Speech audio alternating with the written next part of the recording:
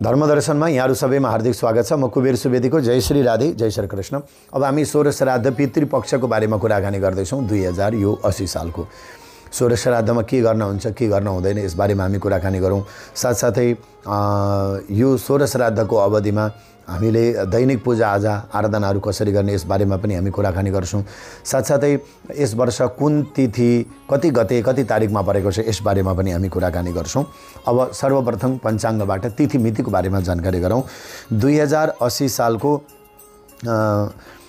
असोज महिनाको 13 गते शनिबारबाट सोह्र श्राद्ध प्रारम्भ हुँदैछ।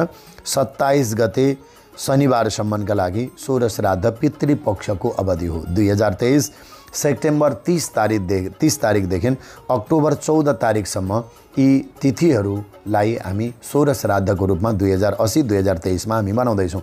प्रत्येक वर्ष दर्शकबिन्दुहरू आश्विन महिनाको कृष्ण पक्षको जुन कृष्ण पक्ष हुन्छ यसलाई पितृपक्ष भनिन्छ। यानी कि यो पक्ष नै पितृहरूको पक्ष हो। यो पार्वण श्राद्ध हो। यो एकोदिष्टि श्राद्ध जुन दिन हाम्रा मातापिताहरूको निधन भएको छ त्यसलाई एकोदिष्टि श्राद्ध भनिन्छ। तर त्यही तिथि पनि यो 16 दिनभित्रमा पर्छ र यो 16वटा दिनभित्रमा पर्ने भएको हुनाले यसलाई सोह्र श्राद्ध पनि भनियो र यसलाई पितृपक्ष पनि भनियो। सबैका पितृहरूलाई सामूहिक रूपमा हामीले सम्झिने दिन हो। किनभने हाम्रो अरू बेला पनि तिथि भनेका प्रतिपदादेखि लिएर औँसी पूर्णिमासम्म हुनुहुन्छ। जुनै महिना चाहे माघ होस् चाहे फागुन महिनामा होस् हाम्रा पितामाताहरू दिवंगत हुनुभयो भने हो ती सम्पूर्ण तिथिहरू नै यो पितृपक्ष यानी कि यही 16 दिनभित्रमा त्यही तिथि पकडेर उहाँहरूको नाममा श्राद्ध गर्ने, उहाँहरूको नाममा तर्पण दिने, उहाँहरूको नाममा सिधा दिने, उहाँहरूको नाममा ब्राह्मण भोजनहरू गराउने, उहाँहरूको नाममा केही दान पुण्यादिहरू गर्ने यो पितृपक्षमा गरिन्छ। त सामूहिक रूपमा हामीले सबै पितृहरूलाई तिथिहरूका दिनमा मनाउँदैछौँ, त्यसैले यसलाई पितृपक्ष भनिन्छ। महालय श्राद्ध पनि भनिन्छ। यसका धेरै छन्। सबैभन्दा धेरै लामो व्याख्या त अब हामीले रामायण कथा गर्दैछौँ। यहीँबाट पनि सोह्र श्राद्धको बारेमा कुराकानी हुनेछ। अब सर्वप्रथम सोह्र श्राद्धमा अब के गर्नुहुन्छ के गर्नु हुँदैन यस्तो छ दर्शकबिन्दुहरू, जसका बुबा आमाहरू हुनुहुन्न, जसले श्राद्ध गर्नुपर्छ, जसले श्राद्ध गर्नुपर्छ यो 16 दिनभित्रमा चाहे प्रतिपदा होस् चाहे द्वितीया होस् कुनै पनि पञ्चमी दशमी श्राद्ध गर्नुपर्छ भने पितृपक्षको अवधिभरि हजुरहरूले चोखो नितो गर्ने, सकेसम्म हामीले लसुन प्याजहरू नखाने, माछा मासुहरू नखाने। आफ्ना पिताजीको श्राद्ध आउँछ भने आफ्नो पिताजीको श्राद्धभन्दा अगाडि यो सोह्र श्राद्धभरि जस्तो दशमीमा तपाईँहरूका पिताको श्राद्ध छ हैन, श्राद्ध गर्दै हुनुहुन्छ पूर्वजहरूको भने दशमीसम्म अरूको घरमा गएर खीर नखाने, अर्तो खाने, खीर नखाने। आफ्नो बुबाका जब श्राद्ध आउँछ पिण्डदान दिन्छ अनि खाने। त्यस पछाडि पूजाआजा गर्ने कि नगर्ने भनेर भन्दा पूजाआजा सधैँ गर्दा हुन्छ, दैनिक पूजा गर्दा हुन्छ। शङ्ख घण्ट बजाउँदैन है भन्नुभयो भने पितृपक्षभरि पाउनुहुन्छ बुबा आमा नहुनेहरूले। अब जसका मातापिताहरू जीवित हुनुहुन्छ उहाँहरूले मठ मन्दिरहरू पनि जाँदा भयो। हुन त यो पितृपक्षमा विशेष गरेर देवीका मन्दिरहरूमा पनि भन्दा पनि भगवानका मन्दिरहरूमा त गइन्छ। देवीका मन्दिरहरूमा विशेष जाइँदैन। देवीका मन्दिरमा भाकलहरू बुझ्दैनन्, जस्तो पाथिभारा मनोकामना आदि इत्यादि गरेका मन्दिरहरूमा पितृपक्षमा कसैले भाकल गर्नुभएको हुन्छ। यस्ता भाकलहरू बुझाउने गर्ने पनि गरिँदैन। भगवानको मन्दिरमा दर्शन गर्न भने जान सकिन्छ। अब अर्को कुरो, यस कारणले गर्दा श्राद्धको दिन जो श्राद्धकर्ता हुनुहुन्छ उहाँहरूले चाहिँ श्राद्धका दिन पितृहरूको लागि विशेष भक्तिभाव गर्ने, आफ्ना गुरु मन्त्रहरू जपेर गायत्री मन्त्रहरू जपेर श्राद्ध सम्पन्न गर्ने र दैनिक पूजा गर्न सबैलाई यही हुन्छ।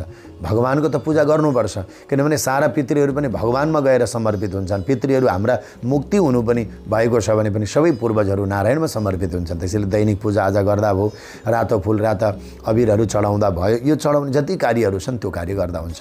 सोह्र श्राद्धको अवधिमा हवन गरिँदैन। पितृपक्ष भएको हुनाले हवनहरू जुराइएको हुँदैन। पितृपक्ष भएको हुनाले अग्निहरू जुराइएको हुँदैन। यो समयमा कुनै शुभ साहित्यहरू गर्न हुँदैन, जस्तो गृह प्रवेश गर्न भएन, कसैको विवाह आदि गर्न भएन, कसैको केश मुण्डन आदि कर्महरू गर्न भएन। यो समयमा कुनै व्यापार प्रतिष्ठानहरू शुभारम्भ गर्न भएन यो समयमा। किनभने अब निरन्तर गरिरहेको एकादशी निरन्तर हो त्यो गर्ने, मङ्गलबारका व्रतहरू गर्ने, यो सबै गर्दा हुन्छ। यो गर्ने कार्यहरू सबै नै गर्नुपर्छ है, तर जुराएर गर्ने कर्महरू पितृपक्षमा गरिँदैन।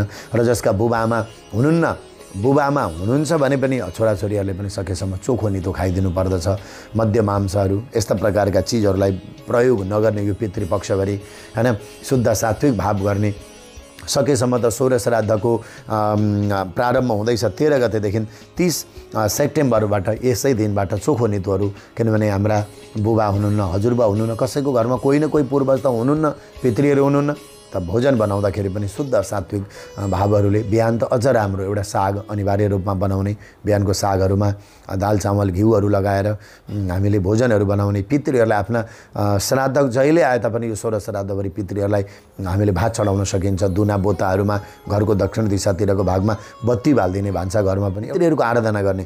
झन् जसको घरमा पितृहरूको दोषहरू छन् भने उहाँहरूले त बहुत सावधानीपूर्वक पितृहरूको नाममा जल दिने, भगवानको पनि पूजा गर्ने, दियो बाल्ने, भगवानलाई फूल फल चन्दनहरू आरतीहरू सबै गर्ने।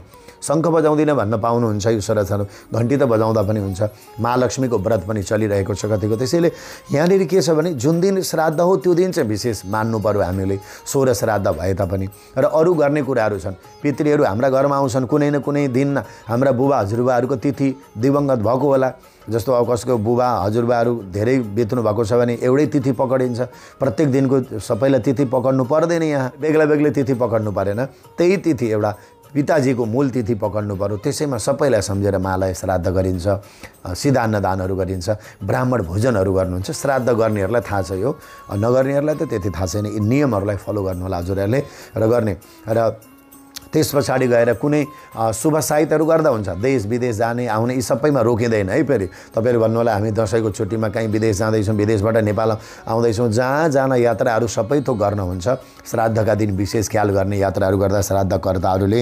र यस्ता प्रकारले पितृहरूलाई भोजनहरू बनाएर भातहरू चढाउने, पहिले दुना बोता डिस्पोजल जेहरूमा, अनि दक्षिण दिशातिर मैले भन्दै थिएँ सागहरू भएका, अनि प्रणाम गरिदिने, बत्ती बालिदिने हैन, बत्ती बालेर त्यहाँ प्रणाम गरिदिएर अनि भोजनहरू पकाएर सबैले खाने खुवाउने कार्यहरू गर्नु विशेष लाभदायक हुन्छ। पूर्वजहरूको आशीर्वाद हामीलाई प्राप्त होस् कुनै न कुनै रूपमा। र विशेष गरेर जसका पितृहरू दिवंगत हुनुभएको छ उहाँहरूका फोटा तस्बिरहरू छन् भने 16 दिनसम्म कलशमा जल भरेर राखिदिने, प्रत्येक दिन नै हैन जल भरेर राख्ने। हजुरहरूले नित्य त्यहाँ सेता फुलहरू राखिदिने, त्यो उसमा पहेँला फुलहरू राखिदिने, पितृहरूका फोटा छन् भने टिका लगाइदिने, पहेँलो कपडा ओछ्याउने, प्रार्थना गर्ने, क्या फुलहरू चढाइदिने, कहिले खिरहरू पकाउने तिथिहरूमा, कहिले रोटीहरू पाक्छन् सेलरोटीहरू, कहिले पुरी सब्जीहरू पाक्छन्। त विशेष दिनहरूमा श्राद्ध पक्षमा पनि सम्झिनाले बहुतै पितृहरूको आशीर्वाद हामीलाई प्राप्त हुन्छ उहाँहरूको। किनभने हाम्रा पूर्वजहरू हुनुहुन्थ्यो अनि हामी थियौँ, उहाँहरू हुनुहुन्थ्यो भने हामीसँग केही रहने थिएन। त्यसैले नित्यप्रति महालक्ष्मीको व्रत गर्दै हुनुहुन्छ 16 दिनको, त्यो पनि गर्न भयो। एकादशीको व्रत गर्दै हुनुहुन्थ्यो, त्यो पनि गर्ने। मङ्गलबारको व्रत त्यो पनि गर्ने हैन। तर त्यही दिन चाहिँ तिथि पर्दो रहेछ भने त्यो दिन चाहिँ फेरि पितृहरूकै भक्ति गर्ने। जस्तो मङ्गलबारको व्रत गर्दै हुनुहुन्थ्यो, सोमबारको व्रत गर्दै हुनुहुन्थ्यो, तपाईँको पतिले सोमबारको श्राद्ध गर्दै हुनुहुन्छ भने सोमबारको व्रत नगर्ने, त्यो दिन पितृहरूकै श्राद्ध गर्ने। देवताहरूले पनि आएर आशीर्वाद दिन्छन्, अर्को सोमबारलाई लिने। मङ्गलबारको पनि त्यही नै हो।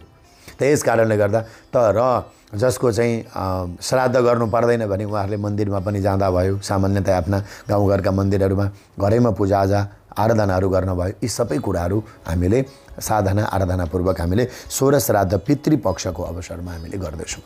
त यो पितृपक्षको अवसर अब पहिले पितृलाई सम्झिन्छौँ, अनि दुर्गा पक्ष आउँछ देवीलाई सम्झिन्छौँ, अनि विजयादशमीको टिका लगाउँछौँ। यस्ता पर्वहरू हामी बीच आइरहेका छन्।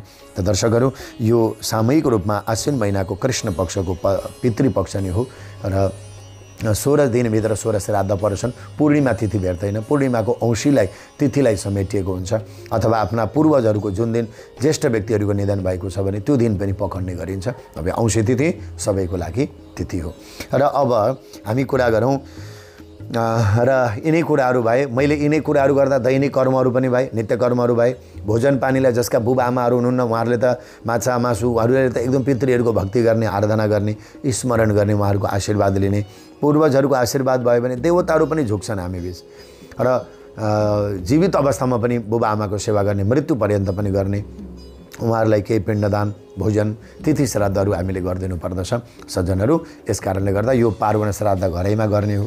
तर तपाईँहरू कहीँ तीर्थहरूमा पुग्नुभयो भने त्यस्ता पवित्र तीर्थहरूमा पनि गर्दा हुन्छ। तर पार्वण श्राद्ध भनेको पर्वको श्राद्ध, तीर्थमा होइन, घरैमा गर्ने हो।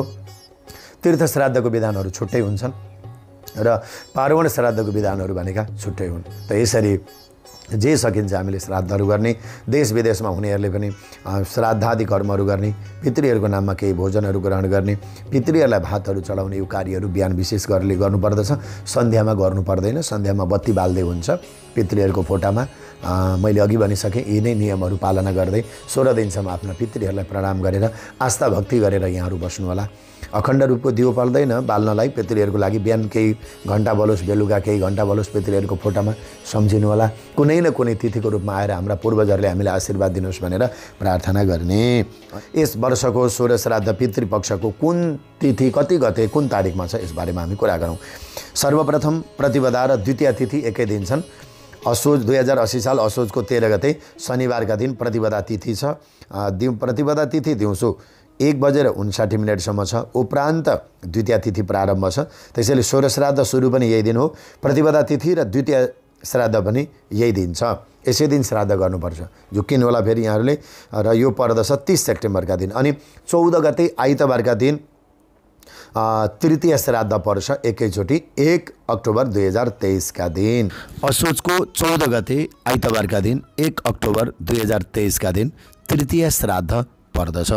15 गते सोमबारका दिन चतुर्थी श्राद्ध पर्दछ अब, यानि कि 2 अक्टोबरका दिन।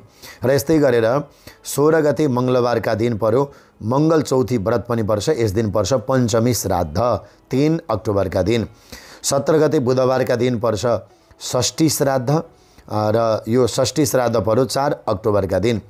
अनि 18 गते बिहिबार पर्छ सप्तमी श्राद्ध 5 अक्टोबरका दिन। अनि 19 गते शुक्रबारका दिन पर्छ अष्टमी श्राद्ध। अष्टमी व्रत पनि हो, अष्टमी श्राद्ध पनि हो, महालक्ष्मी व्रत समाप्ति हो 6 अक्टोबरका दिन। यस्तै गरेर 20 गते शनिबारका दिन पर्छ नवमी श्राद्ध। नवमी श्राद्ध पर्छ 7 अक्टोबरका दिन। र 21 गते आइतबारका दिन पर्यो 8 अक्टोबरका दिन। विशेष गरेर दशमी श्राद्ध मातृनवमी हो यस दिनलाई। र 22 गते सोमबारका दिन कुनै पनि तिथिहरू छैनन्, यानि कि 9 तारिकका दिन 9 अक्टोबरका दिन कुनै तिथि श्राद्धहरू छैनन्। 23 गते मङ्गलबारका दिन पर्छ एकादशी व्रत पनि हो, एकादशी श्राद्ध पनि हो। र यो पर्छ 10 अक्टोबरका दिन यो पर्दछ। यसलाई मघा श्राद्ध पनि भनिन्छ, यो एकादशी द्वादशी पर्यन्त। र यस्तै गरेर 24 गते बुधबारका दिन पर्छ द्वादशी श्राद्ध। यस दिनलाई पर्यो, यानि कि 11 अक्टोबरका दिन द्वादशी श्राद्ध। यस्तै गरेर 25 गते बिहिबारका दिन पर्यो त्रयोदशी श्राद्ध, प्रदोष व्रत हो, यानि कि 12 अक्टोबरका दिन पर्दछ त्रयोदशी श्राद्ध। र यस्तै गरेर चतुर्दशी श्राद्ध, शस्त्रादिबाट मृत्यु भएकाहरूको चतुर्दशी श्राद्ध गर्न हुँदैन, ध्यान दिनु होला। चतुर्दशी श्राद्ध एकोदिष्टिको रूपमा एकोदिष्टि विधिले चतुर्दशी श्राद्ध गरिन्छ हैन, एकोदिष्टि विधानले। तर पार्वण विधिले एकोदशी श्राद्ध चतुर्दशीमा कसैको निधन भएको भने कि त औँसीमा गर्नुपर्छ कि त अगाडि नै कसैको तिथिहरूमा गर्नुपर्छ। चतुर्दशी श्राद्ध मात्रै महालय श्राद्ध गर्नु हुँदैन, एकोदिष्टि विधानले गर्न सकिन्छ। शस्त्र अस्त्रले घात भएकाहरूको गर्ने विधान हो, त्यो पनि एकोदिष्टि विधानले। 13 अक्टोबरका दिन 26 गते। अनि अब पितृ विसर्जनम, यानि कि औँसी श्राद्ध रहेको छ 27 गते शनिबारका दिन। 14 अक्टोबरका दिन दर्श श्राद्धम, हलो बार्ने, निसी बार्ने, औँसी श्राद्ध पितृहरूलाई विसर्जन गर्ने यस दिन पर्दछ। त सज्जनहरू, 16 श्राद्धको बारेमा यी कुराहरू हामीले जानकारी गरायौँ। 16 श्राद्धका तिथिमितिहरूको पनि बारेमा हामीले कुराकानीहरू गऱ्यौँ। हजुरहरूलाई यो कुरालाई हजुरहरूले याद गर्नुहोला, यिनै कुराहरू सम्पूर्ण सज्जनहरूले याद गर्नुहोला भन्दै 16 श्राद्ध पितृपक्षको अवसरमा पितृहरूको भक्ति गरेर देवताले दिन्छन्, पितृले हर्छन् भने जस्तै पितृहरूले पनि हामीलाई आशीर्वाद दिनुहोस्, देवताहरूले हामीलाई संरक्षण सम्वर्धन गरिदिनुहोस्। र पितृहरूको भक्ति गरेपछि देवताहरूले पनि त्यसलाई दिन कर लाग्छ। यिनै कुराहरूको साथमा पितृहरूको भक्तिले हाम्रो जीवनमा श्रद्धा बढोस्, प्रेम बढोस् भन्दै अहिलेलाई म कुबेर सुवेदी बिदा हुन्छु। जय श्री राधे, जय श्री कृष्ण।